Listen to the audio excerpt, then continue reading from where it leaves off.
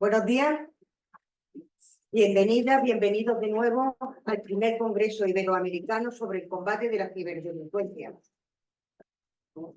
Hoy, segundo día de este encuentro, desde la constructora de Miosa, la Asociación Interioris y el Centro Internacional de Fortalecimiento Institucional, queremos agradecerles la asistencia y agradecer también a todas aquellas entidades que han hecho posible este evento.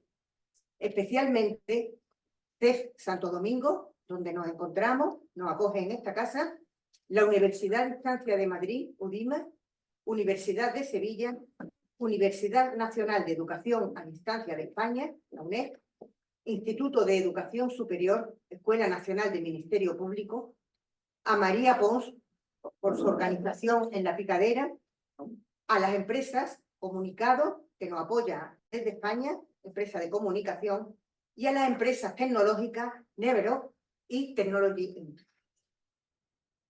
Vamos a recordar que estamos en un evento híbrido, presencial y online. Tenemos ya conectadas a el resto de participantes y estamos ya con la sala también que vamos a comenzar en unos momentos. Por lo que agradecemos el silencio en esta sala. Recordamos, por favor, que apaguen los móviles para no causar interferencias. Ayer tuvimos muchas felicitaciones en el chat. La verdad es que quedamos muy satisfechas, muy satisfechos, no solamente por la organización de lo que pedimos disculpas, hubo algún tipo de fallo, y por la categoría, la cualidad de las personas que nos acompañaron en sus intervenciones. También hubo preguntas en el chat que ayer no se resolvieron, pero porque hemos considerado que posiblemente se resuelvan hoy y se le dé respuesta por las siguientes ponentes. A continuación entramos ya en este bloque 3 de este encuentro, cooperación internacional para combatir la ciberdelincuencia. Y damos la bienvenida a los componentes de la mesa. Tenemos al señor don Claudio Peguero, embajador asesor en asuntos cibernéticos del Ministerio de Relaciones Exteriores de la República Dominicana. Ayer ya tuvimos la suerte de que interviniese don Claudio Peguero. Muchas gracias. Al señor don César Moliner Rodríguez, experto en políticas de LAC 4. Y al señor don Joaquín Pérez de la Peña, inspector jefe del Cuerpo Nacional de Policía de España. En esta ponencia, Cooperación Internacional e Institucional, tiene la palabra, en primer lugar, el señor Claudio Peguero. Gracias, muy buenos días para todos. Buenas tardes para los que están conectados desde España. Bien, yo ayer decía que una de las características del ciberespacio es que no se ajusta a los conceptos tradicionales de jurisdicción, ¿verdad? Entonces el Internet no tiene fronteras, con lo cual se hace absolutamente necesario que tengamos que tener cooperación internacional, y cooperación internacional en muchísimos ámbitos. Hablábamos ayer de las herramientas de cooperación judicial que existen, ¿no? Hablaban Marcos y Elvira de la Convención de Budapest y yo un poco de lo que se está construyendo a nivel de Naciones Unidas. Pero más allá de los instrumentos que permiten que esa cooperación, que el fruto de esa cooperación, lo que obtenemos a través de esa cooperación, sea admisible y utilizable, pues detrás hay toda una maquinaria que es necesaria para eso. Yo pienso que el primer componente de eso, y que ha existido desde siempre, es el componente de la cooperación policial internacional, que es, pienso yo, que imprescindible en todos los ámbitos, no solamente en el de ciber. Y bueno, y ahí vemos a nivel de organizaciones, tenemos a Interpol, que igual desde hace muchos años está trabajando todo el tema de ciber, es una organización que tiene presencia en 195 estados a nivel mundial, con lo cual pues facilita mucho la comunicación a nivel regional, Ameripol y Europol por igual, con quizá todavía al día de hoy niveles operativos distintos, pero que son herramientas que nos permiten, por un lado, agilizar muchas veces la cooperación policial quizás no me va a permitir que lo que yo pueda obtener sea admisible como parte del proceso penal. Sin embargo, esa cooperación policial, incluso en la ausencia de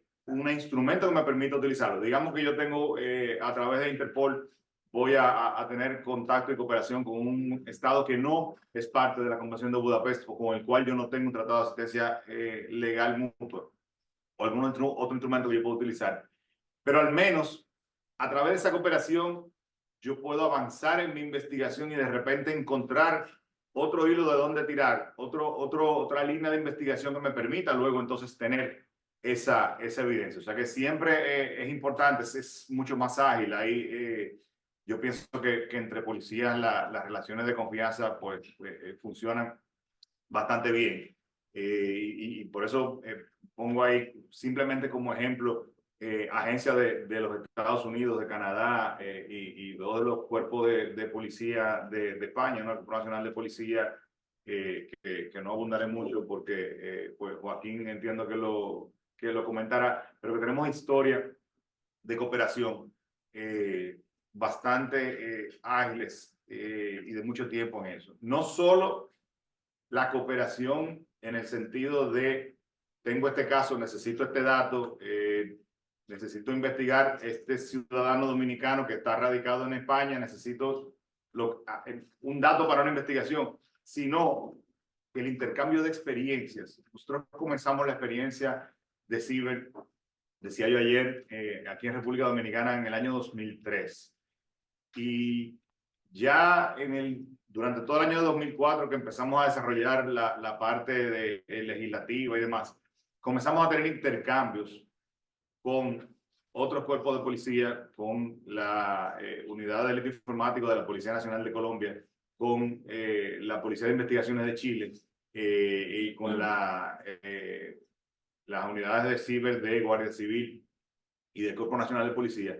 Y empezamos a tener intercambios trajimos algunos oficiales de esos cuerpos de policía. Recuerdo que la primera capacitación que hicimos aquí fueron 5 oficiales que vinieron de la Policía de Investigaciones de Chile y organizamos un taller para empezar a formar la unidad de ciber nuestra. Entonces, esas experiencias muchas veces es útil cuando ese otro país, ese otro cuerpo de policía, pues tiene más tiempo en la rama, ¿no? Y bueno, y una de las cosas, pienso yo, también útiles del intercambio es que podemos ahorrar mucho tiempo porque la experiencia también te puede decir, mira, nosotros tomamos este camino, no te vayas por ahí, porque tuvimos que devolvernos y después tuvimos que tomar aquel otro camino. Entonces, eso sirve también muchísimo. Otro elemento que es importante a nivel operacional, si pueden poner la siguiente diapositiva, por favor, es la operacionalización de esos instrumentos que me permiten intercambiar, pero también a nivel judicial, pues, creo que Elvira lo mencionaba ayer, ¿no? Lo de las redes fiscales iberoamericanas sobre cibercrimen, la ciberred, que no solo sirve para intercambiar el dato, para hacer la cooperación legal mutua, sino que sirve para un tema operacional, para coordinar operativos. Hemos coordinado operativos en múltiples países, policías y fiscales, 7, 8 países al mismo tiempo, una operación. Entonces, estas redes permiten esa agilización y de nuevo permiten ese intercambio de experiencias ya a nivel de ministerios públicos. Y una de lo hablaba con Elvira ayer, de las cosas que nos dan muchos resultados es hacer encuentros conjuntos donde podamos intercambiar experiencias conjuntas porque cada quien tiene una óptica. Muchas veces los policías nos peleamos con los fiscales se pelean con los jueces y muchas veces pasa porque no nos ponemos en los zapatos del otro, no entendemos cuál es el rol del otro. Y hemos tenido experiencias buenísimas a nivel de capacitaciones donde estamos policías, fiscales, defensores públicos y jueces y montamos un juicio incluso. Y uno puede entender, es decir, bueno, el fiscal puede acusar al juez de que no le quiera dar una condena y después te va a decir, bueno, lo que pasa es que para yo condenar tú me tienes que dar esto. O sea, yo no puedo simplemente emitir una condena porque sí, porque tú la quieres, sino que yo necesito tal o cual cosa. Entonces, siempre es importante que entendamos eso. Y la base de eso se da en esa cooperación. Otro nivel de cooperación, el siguiente, por favor, es el que también mencionábamos ayer, que es el de las redes de 24/7, que nos permiten esencialmente poder muy rápidamente preservar por la volatilidad. Desafortunadamente, no existe un estándar internacional para el tema de la conservación de la evidencia. En algunos países, como la República Dominicana, tenemos una retención mandatoria por ley de 90 días. Otros países lo que tienen es un máximo, por un tema de protección de datos, un máximo por el que se pueden almacenar los datos y luego hay que destruirlo. Otros lo conservan por 7 días, otros conservan por un día, y es muy variable. Por lo tanto, aún teniendo, porque de repente podemos confiarnos en decir, bueno, no, en República Dominicana lo preservan por 90 días, pero resulta que puede ser que la solicitud llegó el día número 89. Entonces, es importante siempre, siempre, siempre, lo primero, preservar. Mientras yo voy a hacer mi diligencia de solicitar una orden judicial y todo lo demás, en lo que se averigua el caso, preservemos por si acaso. Entonces, esas redes también son bastante útiles, no solo para preservar, porque también son un foro de intercambio de experiencia. En la red, por ejemplo, del Consejo de Europa, se hacen reuniones anuales donde intercambiamos mejores prácticas, experiencias y todo lo demás. La del G, bueno, ahí esa imagen dice G8, pero ya no es G8, es G7. También, pues se hacen eventos de formación y todo lo demás. Y yo creo que este es un mundo que va cambiando mucho. Y hay un último, bueno, hay dos componentes más. Hay otro que se va a tratar en el siguiente panel, que es el de la cooperación público-privada, que también es esencial en todo esto. Y hay otro componente que ya le tocará a César desarrollarlo, que es todo el componente de formación, de creación de capacidades. Es cuatro, de mi parte. Gracias.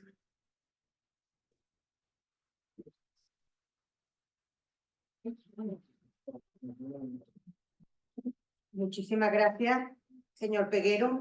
A continuación tiene la palabra el señor César Molinés. Perfecto. No hay problema. Bueno, muy buenos días a todos ustedes. Muchísimas gracias por tenerme aquí, por la invitación y por compartir no solamente con los presentes aquí en Santo Domingo, sino también con toda nuestra audiencia que está allá en España. Ciertamente mi nombre es César Molines Rodríguez. Yo trabajo para un proyecto que es el proyecto EU CyberNet de la Unión Europea y que básicamente gestiona lo que es aquí en Santo Domingo el Centro de Cibercapacidades para Latinoamérica y el Caribe. Entonces, primero, una pequeña aclaratoria.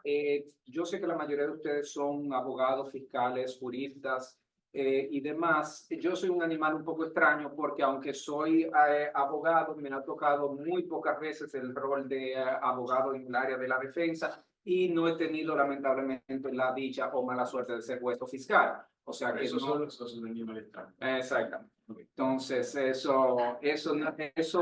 pero sin embargo, por mucho tiempo he estado involucrado en esta área, con lo cual tengo un poco de información que compartir con ustedes, principalmente en lo que Claudio ya acaba de mencionar respecto de lo que es o la importancia de la creación de capacidades cibernéticas y obviamente, una prueba o la mejor prueba de eso es que todos ustedes están aquí sentados el día de hoy.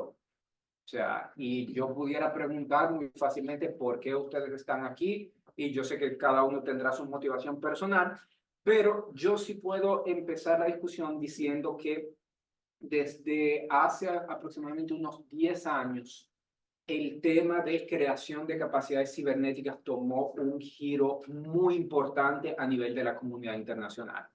¿Por qué? Porque se empezó a notar cómo, y obviamente esto no es sorpresa para nadie, a mayor nivel de digitalización, de transformación digital en nuestras sociedades, asimismo influye ese aspecto negativo de la ciberdelincuencia y nosotros, no solamente como profesionales del derecho, como ciudadanos, o sea, como sociedad en general, tenemos de alguna manera que hacer frente a esto.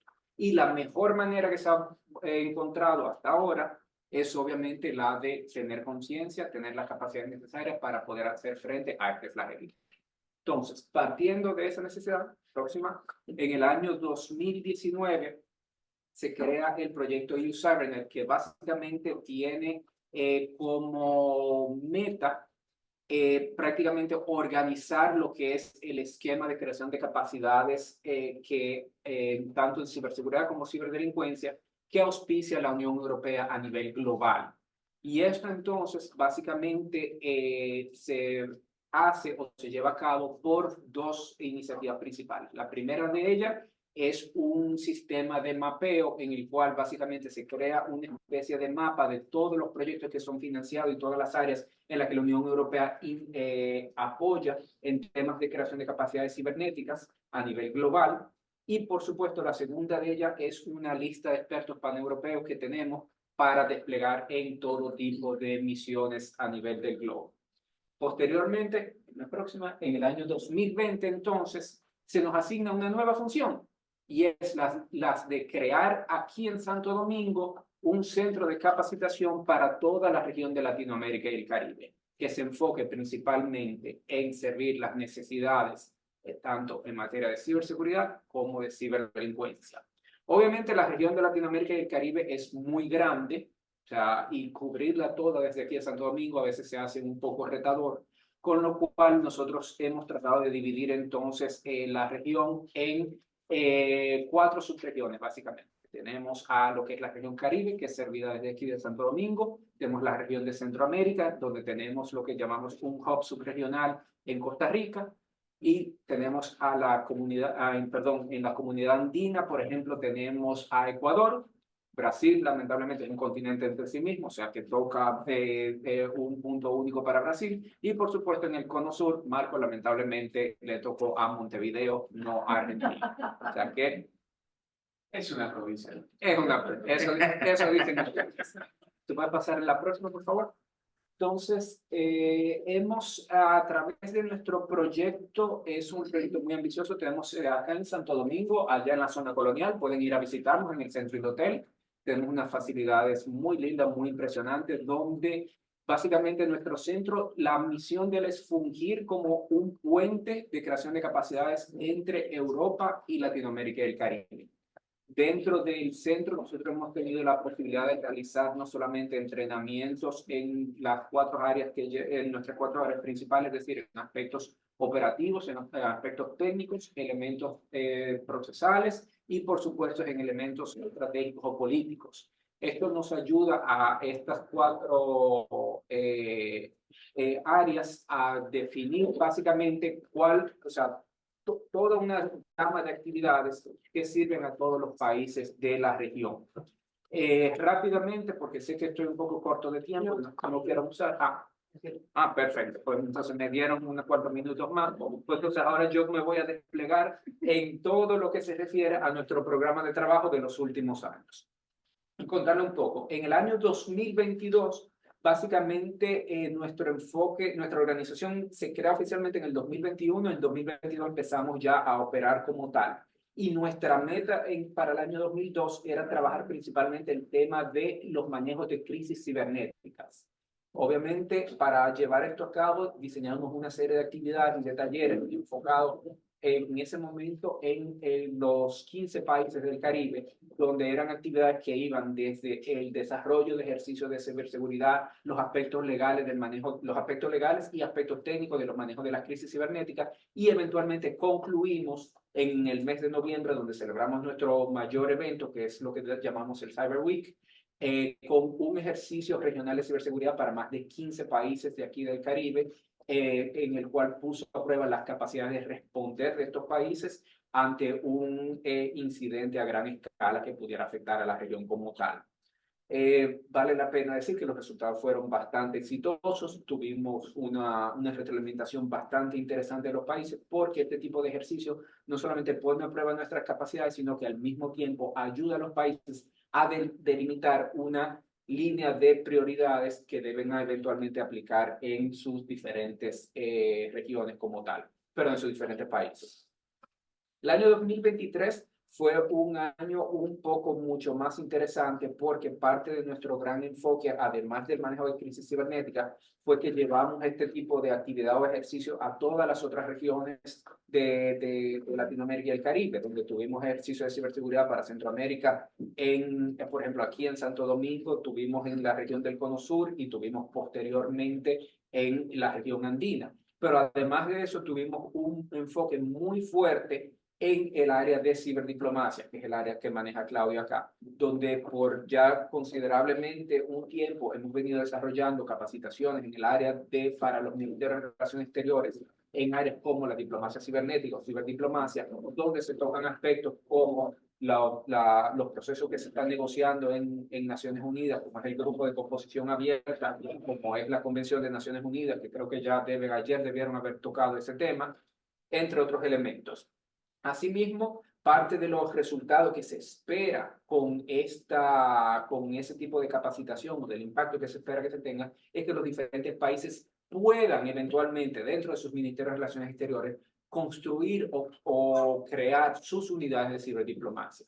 Porque tenemos que recordar que, obviamente, la guerra o la violencia es el último recurso que nos queda. Siempre tenemos, como dice mi mamá, hablando la gente se entiende. Y para eso, pues, por supuesto, tenemos a los diplomáticos. En caso de que haya algún incidente, en caso de que haya alguna actitud que se pueda entender hostil de algún país, pues entonces siempre tendremos el recurso de la diplomacia, el recurso de las medidas de fomento de confianza para lograr desescalar lo que pudiera ser una situación que pueda desembocar en algún tipo de acción, no quiero decirlo bélica, pero sí que tenga, por ejemplo, connotaciones de posible violencia en la región. Además de eso, pues ya para continuar un poco más y moviéndonos, parte de nuestro enfoque ahora para este año, para el 2024, viene en dos grandes áreas, o tres, si logramos cumplirla a tiempo. El primero de ellos está relacionado a las implicaciones de la inteligencia artificial para la ciberseguridad.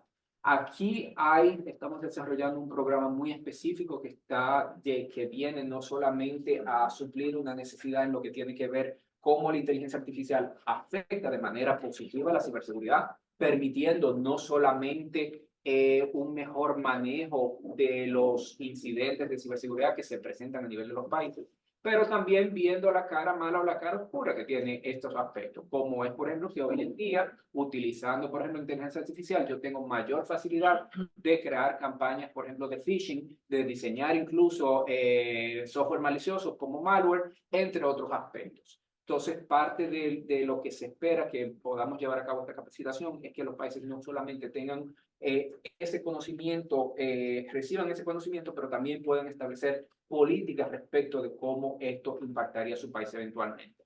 El segundo punto es el que se refiere a la seguridad en la cadena de suministro. Y ahí en lo que se refiere a la seguridad de la cadena de suministro, esto es increíblemente importante para el mundo interconectado en que vivimos hoy en día, donde básicamente sabemos que un ataque cibernético, un incidente a una infraestructura crítica tan sensible como un puerto, puede impactar que recibamos o no un bien o un servicio, o incluso que podamos tener un suministro de un servicio esencial como puede ser electricidad, agua o incluso telecomunicaciones.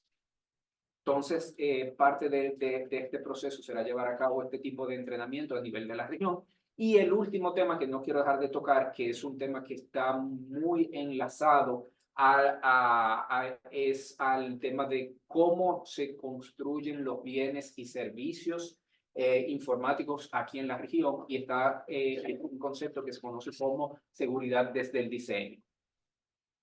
Lamentablemente, una gran razón o causa por la cual tenemos tantas vulnerabilidades, tantos problemas a nivel del Internet, es porque nunca estuvo pensado con la seguridad como punto de partida. Entonces, este tipo de capacitación lo que pretende hacer es que al momento de desarrollar cualquier producto, cualquier servicio que esté relacionado con el Internet, se tenga desde su concepción el establecimiento de mejores prácticas en seguridad para evitar esas futuras vulnerabilidades, esos futuros fallos que puedan presentar esta tecnología respecto de nosotros como usuarios, de nuestros datos personales, entre otros. Ya para cerrar, porque creo que me he pasado de tiempo, somos una organización no gubernamental. Estamos abiertos a la accesión por parte de todos los países de Latinoamérica, el Caribe e incluso de Europa. Actualmente dentro de nuestra membresía contamos con el Reino de los Países Bajos, Estonia, la República Checa, de parte de Europa. Estamos a la espera de España, por favor. Y por supuesto, de aquí de la región contamos con la presencia de, por supuesto, República Dominicana, pero además de El Salvador, Honduras, Panamá y muy próximamente Colombia, Brasil, Uruguay y Ecuador. Esto ha sido todo de mi parte. Si tienen preguntas, comentarios o insultos, son más que bienvenidos. Así que muchísimas gracias.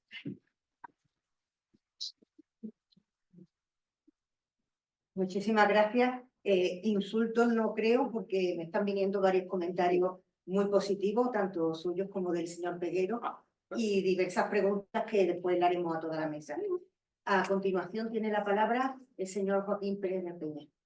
Hola, buenos días, buenas tardes en los demás países en los que estamos conectados. Primero, darle las gracias de nuevo a Interliur y a User por darme esta oportunidad de volver a esta tierra, en la que he estado trabajando 4 años, y poder ver una materia que no soy muy experto, ya que cuando cambias en 5 años mueres en esta parcela, pero que sí me moviliza desde los años 86, en que empecé a tener una caja negra en casa con un C2.barra y un MS2.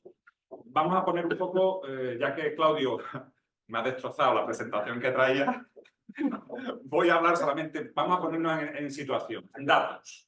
Datos sacados de Internet, que es una fuente importante para el bien, aunque también se usa para el mal. Población nacional, población mundial, 7.837 millones de personas. Teléfonos móviles, 7.260 millones. Antes un teléfono móvil era una caja en la que tú llamabas y hablabas, y ahora con un teléfono móvil haces lo que te dé la gana. Redes sociales, WhatsApp, 2.200 millones de usuarios en 180 países, y según datos sacados del propio WhatsApp, en el año 2020 se intercambiaron 100.000 millones de mensajes. YouTube, 2.200 millones. Facebook, 2.700 millones. Instagram, 2.000 millones. TikTok, que acaba de empezar, 1.100 millones. Esos son los datos reales con los que nos estamos moviendo ahora mismo a nivel de Internet. Porque lo que sí tenemos claro ahora mismo es que hay una vida real, que es esta que estamos aquí, y una vida virtual que está empezando a ganar un terreno muy importante desde el punto de vista de la juventud hacia adelante. Yo me considero un analfabeto digital en este mundo en el que estamos ahora mismo viviendo. Cuando hablamos de datos y del incremento de la ciberdelincuencia, intentamos ver el motivo, ¿no? El motivo es porque se está utilizando por propia voluntad. La inmensa mayoría de las personas estamos en Internet porque queremos. Pero no nos podemos olvidar que también estamos en Internet porque nos lo están exigiendo las instituciones. Y después tenemos un punto de un hecho puntual que ocurrió hace 3 años, que fue la pandemia, en la que obligamos a muchísima gente con 0 formación a tener que relacionarnos y a tener que hacer las cuentas del banco a través de Internet. Ahí eso es una gran pecera en la que los malos, permítanme la frase, lanzaron la caña y se pusieron a pescar con una serie de beneficios importantes. ¿Y eso por qué? Porque hay unos elementos que facilitan esta actuación, y es el desconocimiento en el manejo. A mí no se me ocurre ponerme a conducir un Ferrari Testarossa sin saber conducir de una serie de años. Nosotros tenemos chavales con teléfonos móviles que son una máquina en potencia, mucho más allá que un Ferrari Testarossa. Y perdón por la publicidad, pero bueno. Tenemos una falta de preparación en materia de seguridad, lo han dicho ya en esta mesa.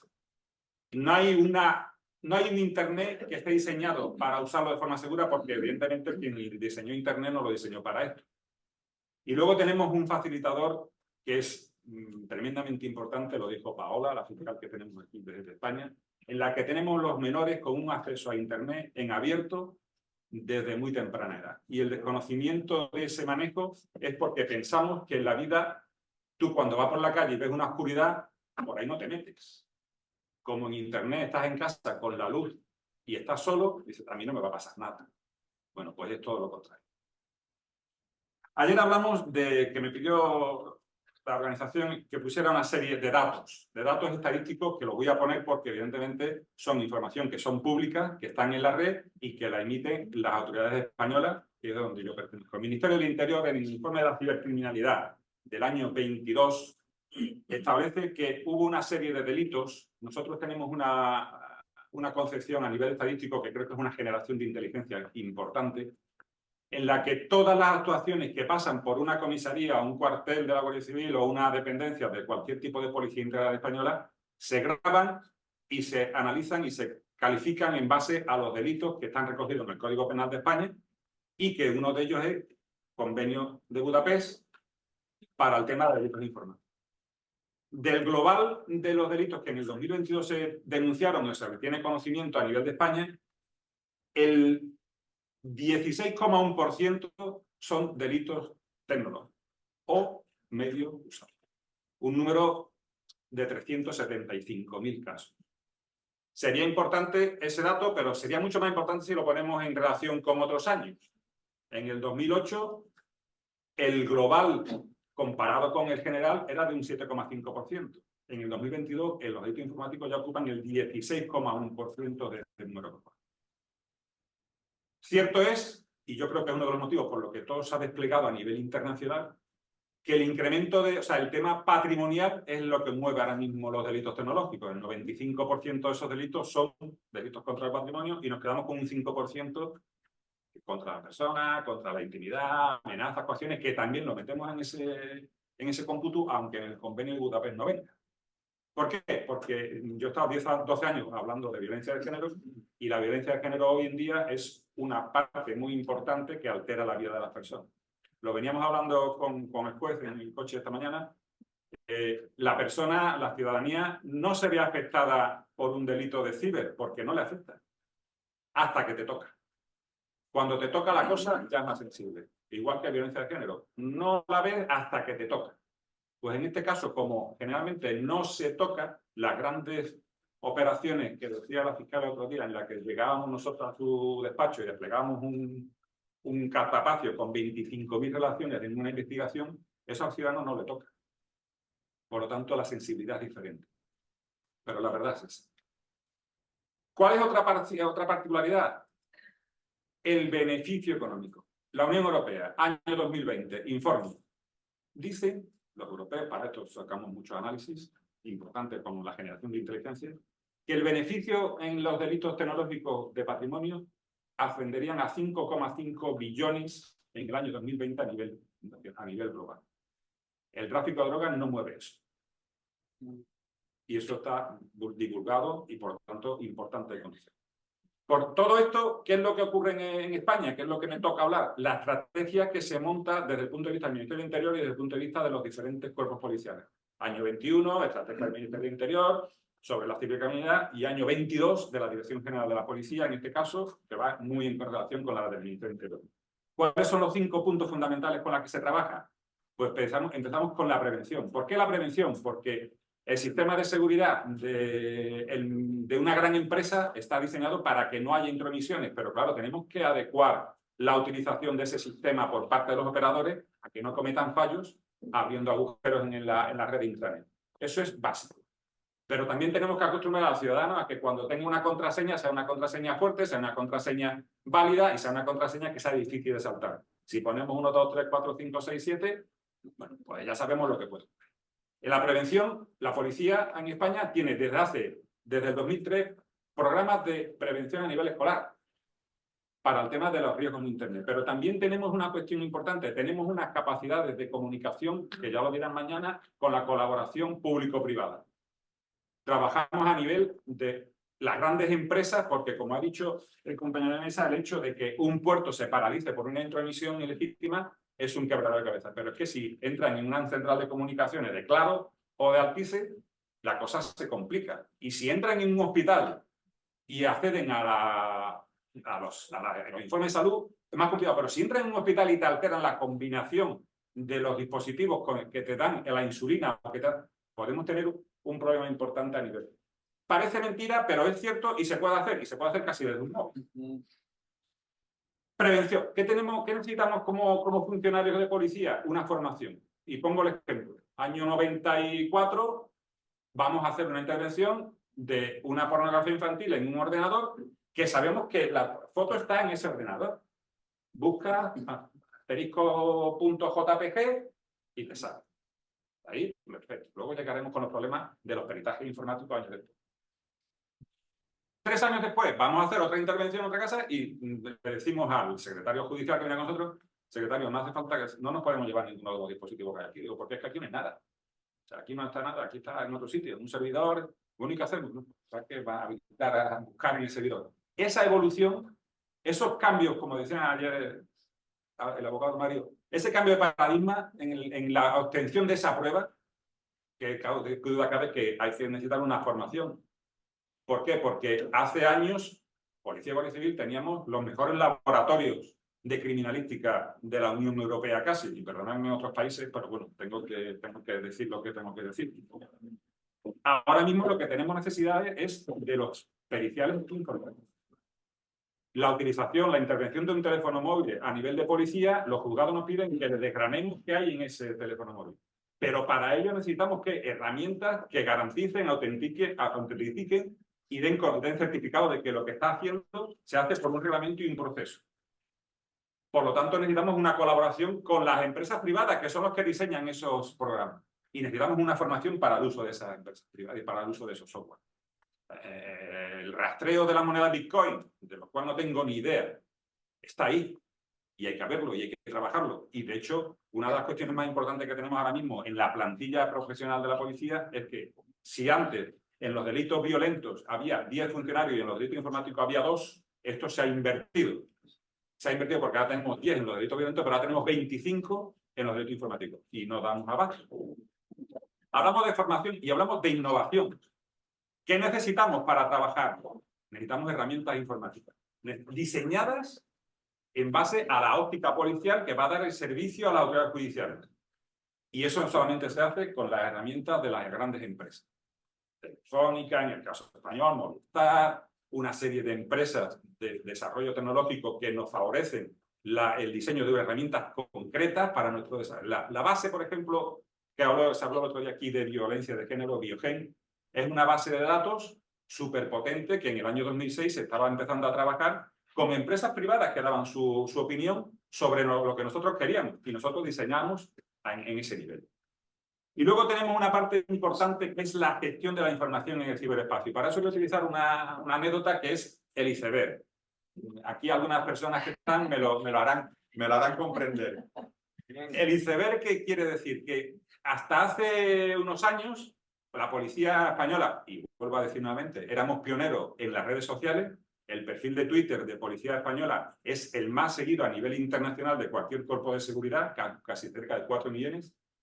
Trabajaba en un enlace tremendo de novedad, porque no existía esa capacidad de conexión a Internet y esa capacidad de llegar al público. Pero llegábamos a un nivel de la web abierta. Y la web abierta son, vamos a poner el 5%. A lo mejor me quedo muy largo. Luego tenemos una web cerrada, que no es secreta, cerrada, en la que es todos los campos de intranet de todas las grandes corporaciones que es donde quieren entrar los malos. En nuestro centro de protección a nivel nacional puede recibir, no voy a decir miles, decenas de miles de ataques diarios para acceder a determinadas bases de datos. Y luego tenemos la red oscura. No utilizo la palabra en inglés porque seguramente Shakespeare me echaría de la mesa.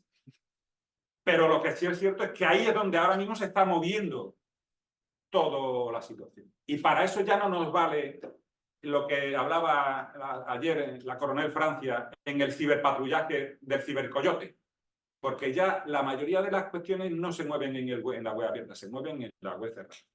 Accesos controlados, entradas con permisos, autorización y creo yo que hasta incluso con pago de pasantía, por lo que nosotros hemos tenido que cambiar la forma de trabajar. Hemos tenido que cambiar ese paradigma de que antes nosotros teníamos una serie de grupos que estaban todos los días rastreando en las redes para poder ver esa captación de menores, para poder ver ese desarrollo de cómo se procede a una trata de seres humanos desde la red, para poder ver la vulnerabilidad de esa señora que tenemos que traerla para que practique sexo por dinero. Eso era antes, ahora ya eso se trabaja en la red oscura, no se trabaja en la red abierta porque saben de que se ha fortalecido la formación a nivel policial. Y luego tenemos lo que es la adecuación de leyes internacionales. Yo he vivido la gran experiencia, he tenido el lujo y la suerte de poder vivir una experiencia que es la de agregado interior en una embajada de España, con una colaboración y una cooperación a nivel internacional con los determinados países que están aquí representados en la República Dominicana. Y es lo que decía el general. La facilidad con la que la policía puede trabajar determinados asuntos, a lo mejor no te da la garantía de que eso se pueda incorporar al aspecto judicial, pero que nos da una vía para poder seguir tirando, como decimos nosotros, del hilo, por supuesto que sí. La colaboración, el conocimiento, el compartir, el sentarte en una mesa con Europol, fiscal de España, fiscal de Perú y fiscal de República Dominicana para un tema de trata, eso está ahí. Y se hace con todos los beneplácitos. ¿Por qué? Porque las fiscalías están presentes. Y eso se consigue a través de estar en los países concretos con un desarrollo de una red como tiene España a nivel de la embajada que tiene, que en algunas de ellas tenemos desplegados funcionarios policiales. ¿Por qué? Porque a la misma vez en España existe el agregado de interior de la República Dominicana que está en las mismas leyes. Con lo cual, esa adecuación de leyes también debe venir acompañada de una adecuación de esos procedimientos o esos, no me gusta la palabra protocolo, pero es cierto, de esos protocolos de desarrollo de esas colaboraciones y esa agregaduría y, por supuesto, ese oficial enlace que es con el nombre con el que se conoce. No quería terminar en el tema de lo que tenemos nosotros ahora mismo en España, porque si no, llego a España y mis jefes ahora mismo me dicen algo. Tenemos desde hace un año y medio, evidentemente, cada comisaría había lanzado un poco su desarrollo de inteligencia. Bueno, pues hemos establecido lo que es la División de Operaciones de Transformación Digital, que va a ocupar 3 espacios, que es la cibercriminalidad, la ciberinteligencia y la ciberseguridad, que son muchas palabras que a veces se mezclan y pero que no tienen el mismo significado, pero el desconocimiento es lo que trae consigo. Y esa división de operaciones va a servir o es la que va a llevar consigo todas las relaciones internacionales de la policía dentro de este mundo de la ciber, de estos 3 apartados, criminalidad, inteligencia y seguridad. Y no me quiero ir sin hablar de lo que yo llevo 40 años haciendo, que es la investigación. La Comisaría General de Policía Judicial, que sería una cosa similar a la DICRIM, que existe en República Dominicana, pues lleva años trabajando desde el año finales de los 80, en la que se creó el primer grupo de delitos tecnológicos en Madrid, y de la que algunos, porque sabíamos encender y apagar un ordenador, dicho lo mejor, éramos unos expertos. Hay veces que cuando se apagaba y no lo encendíamos en condiciones nos echaban, pero bueno, la realidad es que esa evolución ha traído consigo que ahora tenemos unidades muy potentes tanto en la investigación tecnológica, en la seguridad informática y un apartado que es lo que mueve el mundo, que es el tema de los fraudes, porque, como he dicho, lo que ha movido, y a lo mejor Claudio espero que me diga que sí o no estoy equivocado, lo que ha movido todo el tema de la Convenio de Budapest es el tema de que el perjuicio económico que se está causando. Porque si a lo mejor ese perjuicio económico no se hubiese ocasionado, la cosa iría un poquito más. Pero yo siempre me voy enfocando al tema de los delitos que se afectan a las personas y en este caso en el informe de la cibercriminalidad que he dicho aparece un apartado importante de los datos estadísticos que nosotros sacamos por sexo, hombre y mujer. Lo que es la afectación de, que lo podemos hablar de delitos contra la mujer en la ciberdelincuencia de género. De los grandes tipos penales, la mujer está mucho más afectada en el acceso y en la interceptación ilícita. Aquello que hablamos de déjame las claves que si no, no eres buena compañera. Te voy a mandar una foto porque te quiero mucho, pero cuando te dejo de querer la voy a usar. La mujer más afectada que el hombre. En delitos contra el honor, la mujer es más afectada que el hombre. En delitos sexuales, la mujer mucho más afectada que el hombre. Cuando en la realidad la victimización es pareja. Tenemos victimizaciones a nivel de 148.000 hombres y 149.000 mujeres, año 2022. Y sin embargo, en el tema de las detenciones y en lo investigado, sigue siendo el hombre el que se lleva la palma. Detenciones 10.800, mujeres 4.200. Por lo tanto, la relatividad de ahí determinados focos de delitos, en lo que nunca mejor dicho, la mujer sigue siendo la perjudicada. Y cuando hablo de esto es porque el 95% de los delitos requeridos son contra el patrimonio, pero hay un 5% que son delitos contra las personas, honor, intimidad, calumnia, que está ahí, pero que, como decía el juez Francisco el otro día, afecta de una manera gravísima a la realidad de una persona. Antes hablamos, cuando trabajábamos en estos temas, cuando una persona llamaba 200 veces a una otra para... Trabajamos el tema de la alteración de su vida diaria. Ahora ya lo hemos focalizado en el Código Penal y hablamos de hostigamiento. Pero la realidad es que esa persona está mucho más afectada de que si se entera de que ha habido un ransomware, perdóname la palabra, en una empresa que le han quitado y que le están pidiendo 50 millones de dólares. Y traigo a colofón, para cerrar la participación, una noticia que ayer compartí en el grupo de una denuncia, de una noticia pública en los medios de comunicación de que por parte de los británicos se había procedido a desentrañar el Lockbit, que tampoco sé muy bien lo que es, pero que sí lo hemos sufrido, por ejemplo, en Sevilla, en el Ayuntamiento de Sevilla, hubo, me imagino que sería una denegación de servicio, o sería un ransomware, efectivamente, que dejó paralizado el Ayuntamiento. Y claro, hoy en día, si no pagas las tasas, pues te quedas sin caseta de ferias. ¿Okay? Algunos de aquí de Sevilla entenderán lo que estoy diciendo, la mayoría, perdonadme, pero no lo vais a entender. Y eso significa que el ciudadano que le hemos obligado durante hace unos años a que todo lo haga a través de Internet, pues no lo puede hacer. Y como digo ayuntamiento, en el artículo venía muchísimas más instituciones de muchísimos más países. Y hablaba de todo lo que se ha hablado aquí. La petición, esa estructura en la que le pasamos con el departamento de cobros. Lo decían ayer aquí en la mesa. Eso significa que se trabaja, pero eso es un caso. De los 347.000 casos que aparecen en España, seguramente habrá 100 o 200 que estarán todos los días en la mesa de la fiscal. ¿Por qué? Porque son casos muy importantes, pero el ciudadano no se entera. ¿De acuerdo? Y ya me lo cierro con lo siguiente. Año 2021. Detenciones en Valladolid, España, por inteligencia artificial generativa.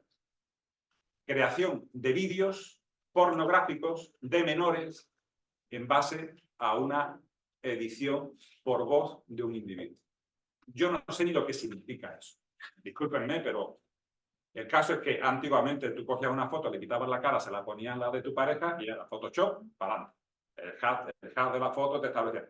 Pero esto no sé por dónde va a llegar. Yo seguramente estaré ya jubilado cuando esto empiece a pegar polvo o se desarrolla antes.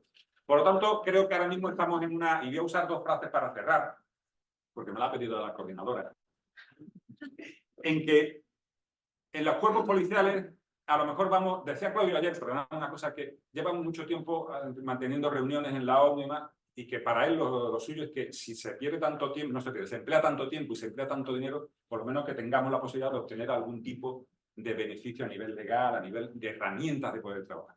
¿Por qué? Porque los cuerpos policiales, lo que sí tenemos claro es que somos muy ejecutivos, muy ejecutivos. Nosotros vamos a una velocidad de 80 o 90 por hora y cuando llegamos al juzgado, el juzgado nos dice, aquí hay que ir a 20. ¿Por qué? Porque hay que documentar, hay que trasladar y frenamos. Pero claro, las adecuaciones legales todavía van a 10. Por lo tanto, la velocidad hay que ir adecuando. Entonces, para nosotros tenemos una frase que la leí en uno de los gabinetes de policía científica, ADN, huellas, voz, en la que decía en la entrada, lo imposible lo hacemos de inmediato. Para los milagros tardamos un poco más. ¿Pero que lo vamos a hacer? Seguro que sí. Porque una frase que, y voy a cerrar una frase que dije hace muchos años en una universidad del sur de Andalucía, que me costó un disgusto porque en el foro no lo tomó. Es que, me imagino que sí, porque es una película ya antigua como yo. Matrix es esto. Pero la realidad es fuera de él. La realidad es la que día a día significa que, como me decía esta mañana el juez, la frustración que tenemos muchos de los cuerpos policiales y de los juzgados es que hay miles de delitos de este tipo que no llega a ninguna resolución porque no tenemos la capacidad ni siquiera los medios legales y operativos para poder conseguirlo. Muchas gracias.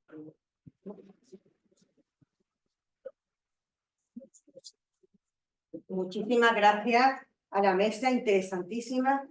Ha habido muchas preguntas por el chat y muchísimas felicitaciones.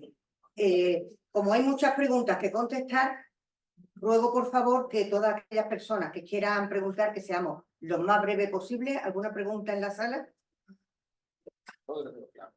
¿Quedó claro? Bueno, por el chat hay bastantes preguntas, pero sobre todo Muchas felicitaciones.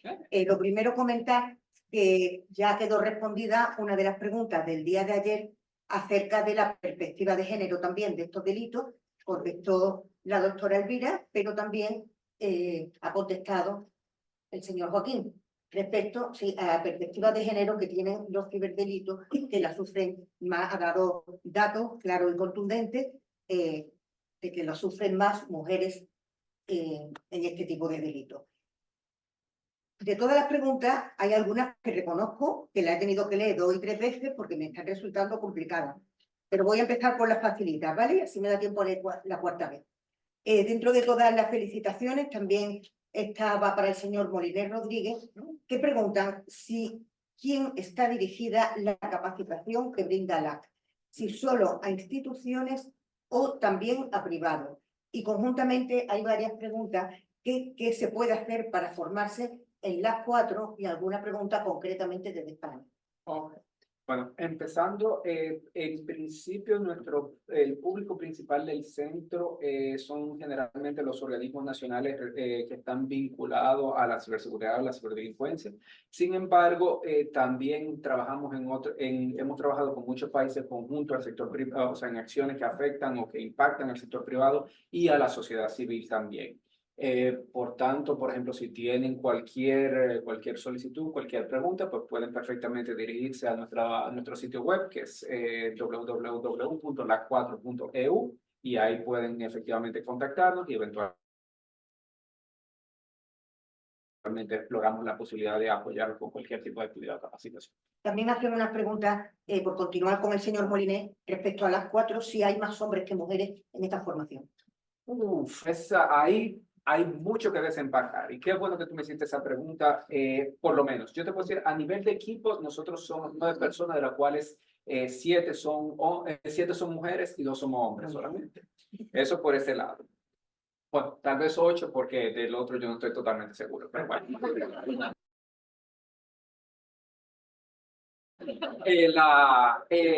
En cuanto a las capacitaciones, nosotros siempre, por ejemplo, como tenemos un mandato de la Unión Europea, básicamente nosotros aspiramos a que nuestras formaciones siempre por lo menos el 50% sean mujeres. Yo te puedo poner el último ejemplo, que fue una capacitación que llevamos a cabo la semana pasada aquí en Santo Domingo sobre ciberdiplomacia, donde de 29 participantes, 17 eran mujeres. O sea, que más del 50%. O sea, que por ese lado entendemos que poco a poco la brecha de género la vamos a ir colmando. Perfecto. Pregunta en general para la sala, pero estaba concretamente al señor Joaquín, a nuestro. Con sus datos, ¿puede decirse que lo que más mueve son los delitos informáticos en relación a tráfico de armas, explotación o tráfico de drogas? Y también hay otra pregunta, y la relaciono las dos en lo que pueda contestar, de Warling Tavares, que nos pregunta que en materia de cibercriminalidad, ¿cuál es el monto de ganancias de los ciberdelincuentes en el año 2023? Son preguntas muy complejas, yo las fundiría preguntando en general si se tiene algún dato o se conoce en el ranking, también puede contestar, ayudar cualquier persona que esté en la sala, pero en el ranking de estos delitos, ¿cuáles serían los delitos relacionados con el ciber en relación a otros tipos de delitos? Y si tenemos alguna idea de cuánto puede ganar un ciberdelincuente. El señor Tavares, que ha hecho esta pregunta desde el chat, me imagino que la respuesta será que depende del tipo de delincuencia, claro. A nivel por decir, a nivel oficial, 2023 todavía no está cerrado. Los datos del 2020 que ha puesto la Unión Europea es un dato que habría que ver qué tipo de delitos contabilizan en ese montante de 5,5 billones, que es una cifra que yo algún que otro día no lo cobro. Pero lo que sí es cierto es que los datos de esta última operación del lobby pues hablan de que hay pagos que se han hecho por liberar determinadas informaciones de 50 millones de euros. Evidentemente, eso no se lo va a cobrar un hacker, eso es una organización porque eso está subdividido todas las operaciones, de ahí la organización criminal, tiene cada uno una participación y tiene... Pero los datos del 2023 sí que no lo tenemos y me extrañaría mucho que la ONU pudiera establecerlo antes que acabase el primer semestre del 2024. Si tú me permites, perdón, Sí, claro. hacer una pequeña- Sí, puede intervenir y luego también a la mesa que la contestación miren a la cámara porque es para las personas que no están siguiendo el año. Por supuesto que No, yo únicamente hacer una precisión, totalmente de acuerdo con lo que ha dicho querido Joaquín, pero sí que cuando se habla de el fenómeno de la cibercriminalidad en su conjunto y cuáles son los delitos que más se cometen, que no se cometen, todo esto, a mí siempre me gusta hacer una aclaración. Incuestionablemente lo que ha dicho Joaquín es así, el 90% de las investigaciones por ciberdelitos son por estafas y defraudaciones. Estamos hablando de delitos de carácter patrimonial. Al menos a nivel mundial, en España, los datos de la policía son los que ha dado él, los datos de la fiscalía, que ya son procedimientos, expedientes procesales, no investigaciones policiales, sino ya con investigación del juez o del fiscal, viene a ser un 80% de defraudaciones frente a un 20% todos los demás. Ahora bien, las defraudaciones se denuncian casi todas. Es decir, porque el ciudadano entiende perfectamente bien que si de repente le han desaparecido 2.000 euros en la cuenta porque alguien ha hecho una transferencia que él no ha ordenado, le falta el tiempo para ir a denunciarlo donde sea, porque si entre otras cosas, si no, no recupera el dinero. Hay una actividad delictiva en la red peligrosísima que no está aflorando, y me estoy refiriendo a las agresiones a los menores y a las agresiones a bienes personalísimos. Ahí, decía Joaquín, estamos en un 5%. Lo que se denuncia, la cifra oculta de criminalidad contra bienes de carácter personalísimo es absolutamente incalculable. Y desde mi punto de vista, absolutamente peligrosa, porque ahí sí que estamos atentando. Es decir, yo no digo que el dinero no sea importante, lo es y mucho para todos. Ahora, cuidado con nuestros jóvenes, qué está ocurriendo, cómo se está atacando a los niños. Cuidado con las agresiones a colectivos vulnerables, que ahí me refiero también a las mujeres. Hay quien lo denuncia y hay quien no se atreve a denunciar, ¿eh? Ahí tenemos una cifra oculta de criminalidad que no la podemos perder de vista. Yo creo que es importante tener esta idea. muchísimas gracias por la aclaración, importantísima. Hay unas preguntas que van dirigidas al embajador Peguero. Entiendo que también toda la mesa y posiblemente puedan contestar también personas que están aquí en la sala. Le preguntan que en términos prácticos, ¿qué diferencia entre redes de cooperación policial y cooperación judicial? ¿Qué diferencia hay? Aunque lo he hablado antes en la ponencia, pero también con esto dicen el señor Tavares que si puede usar en un proceso judicial la información espontánea, considerando que es una figura jurídica del Convenio de Budapest. ¿Y cuál es el alcance judicial de esta evidencia, teniendo además en cuenta esta diferencia entre las redes de cooperación policial y cooperación judicial? Okay. La diferencia es esencialmente lo que yo decía ahorita, es mucho más operacional. La parte de la cooperación policial es mucho más operacional porque llega a una fase, digamos que comienza en una fase mucho más previa de la investigación, lo que decía Joaquín, que con ese dato, pues yo voy tirando del hilo y demás. Ya la cooperación al siguiente nivel del Ministerio Público ya va mucho más orientada a elementos que yo voy a incorporar en ese expediente, en esa acusación, en esa investigación. Ese dato policial yo no necesariamente lo voy a utilizar más que como un insumo para yo seguir adelante en la investigación.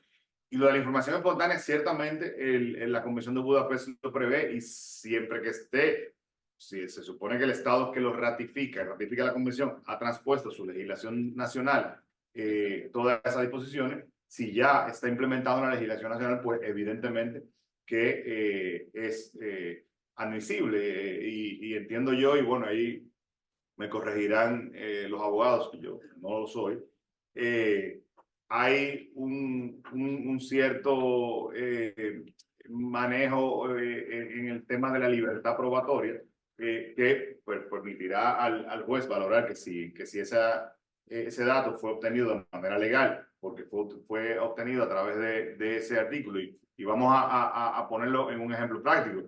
Si yo estoy viendo, por ejemplo, Carlos está viendo en el CECIR nacional una situación de ataque que se está dando, de un fraude determinado que se está dando hacia un estado, él puede compartir la información y decir, mira, yo encontré estos indicadores de compromiso que te están afectando a ti. Entonces, eso es lo que podríamos utilizar como el símil de esa información espontánea, ¿no? Si yo ya tengo incluso datos concretos que pueden ser utilizados como evidencia, porque tengo, mira, estas direcciones IP que puedo yo obtenerlas de este lado y puedo compartirlas.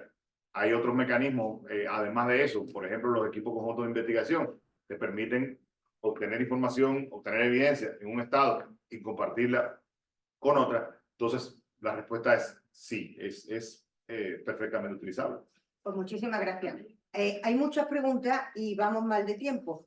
Por tanto, también es cierto que hemos empezado más tarde, pero solamente voy a recoger un supuesto que ha puesto dos supuestos, lo voy a hacer muy breve. El señor John Anderson González, que solamente leer el supuesto me va a llevar, yo creo que más tiempo que responder, ¿no? Pero voy a ser muy breve.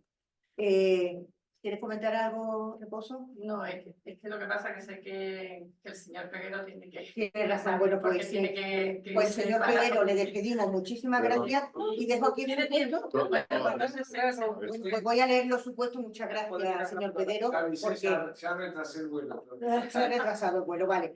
Pues el señor John Anderson González, espero poder leerlo bien, dice, hace dos supuestos. Uno, un hecho de un nacional español que mediante una transferencia bancaria utiliza un banco de Colombia.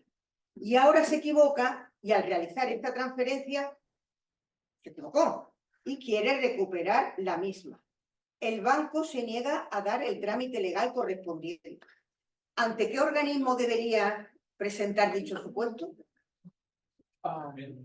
Pero ¿Que hace una transferencia bancaria a Colombia? claro, pero Se si yo estoy equivoca entendiendo correctamente, es una operación legítima, no es una operación fraudulenta. Por lo tanto, no es algo que tendría que pasar por nada del aparato judicial, es simplemente una reclamación que en cualquier caso puede gestionarla su banco, el banco que originó en España la transferencia, es quien debe gestionar con el banco intermediario, con el banco de destino, y ahí, no sé, alguien que conozca más podría corregirme, pero entiendo que es simplemente una operación bancaria. Como yo no para yo no podría hacerle. No, pero- Vamos, esta noche yo te digo, cuando llegue a Colombia, yo te digo esta noche. Efectivamente, y por experiencia, sí que es un tema meramente administrativo y lo normal es que si has hecho un cambio de moneda que te venga devuelto con mucho menos dinero del que viste. Eso es así. Pues espero que se le haya respondido. Meramente administrativo. Espero que se le haya respondido el supuesto. El resto de las preguntas que hay, algunas se irán respondiendo también a lo largo del día con las siguientes ponencias. Muchísimas gracias, enhorabuena. Señor Peguero, no pierda el avión, me voy a sentir culpable toda la vida. Y pasamos a la siguiente ponencia que tenemos que considerar con la...